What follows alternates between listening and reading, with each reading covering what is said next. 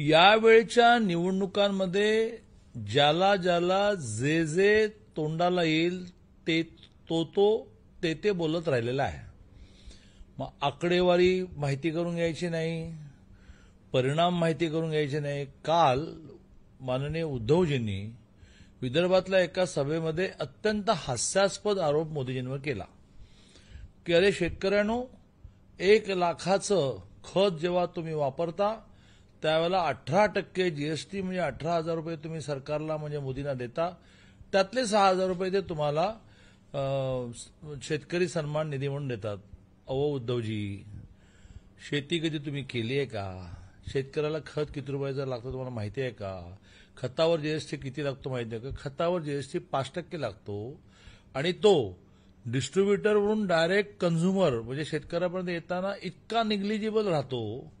समजा 1 लाखाचं खत आहे, 5% लागला 5,000, तर 1 लाखाचं खत घेणारा शेतकऱ्याला शेवटी तो 300, 400, 500 इथपर्यंत खाली येतो. एक आणि सगळ्यात महत्वाचं म्हणजे शेतकरी सन्मान योजनेमध्ये ज्या शेतकऱ्याला वर्षाला 6,000 मिळतात तो किमान जमीन, ज्याची फार कमी जमीन आहे, गरीब आहे, शेतमजूर आहे, त्याला मिळतात. त्याला 1 लाखाचं खत बीत काही घ्यावं लागत नाही. आणि सगळ्यात महत्वाचा मुद्दा की ज्यावेळेला एक पोतं किंवा 45 किलोची एक बॅग ज्या वेळेला शेतकरी घेतो तर त्याला 266 रुपये द्यावे लागतात 45 किलो बॅगला. त्याच्या अगेन्स्ट केंद्र सरकारला कंपनीला अनुदान म्हणून 1,561 रुपये 91 पैसे म्हणजे 6 पट पैसे अनुदान म्हणून द्यावं लागतं. म्हणजे त्याचं खताचं पोतं जे आहे ते मुळात 266 आणि 1500 म्हणजे 1900 आहे, त्याला 266 ला मिळतं. म्हणजे काय माहिती आहे नाही.